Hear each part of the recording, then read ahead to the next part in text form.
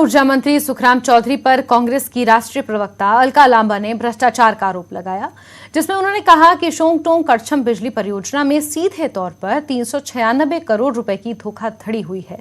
इसमें सीधे तौर पर ऊर्जा मंत्री सुखराम चौधरी संलिप्त हैं।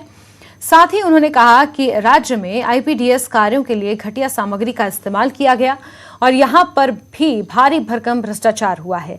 ऊर्जा मंत्री पर निशाना साधते हुए उन्होंने कहा कि सिरमौर में मीटर की खरीद पर भ्रष्टाचार करते हुए 65 रुपए प्रति मीटर दाम वाले बिजली मीटर को यहां पर 2572 रुपए में खरीदा गया है।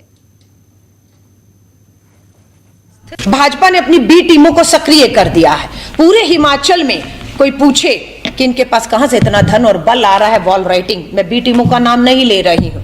कुछ दिल्ली से आई है और कुछ यहां पर है।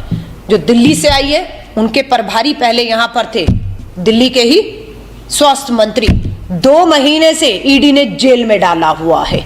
को चुनौती दे रही है, अपनी हार से बौखलाकर आप कांग्रेस के नेताओं को लगातार संपर्क कर रहे हैं, क्योंकि आपको पता है कि आपके विधायक, आपके मंत्री, आपके नेता इस चुनाव में हारने जा रहे हैं।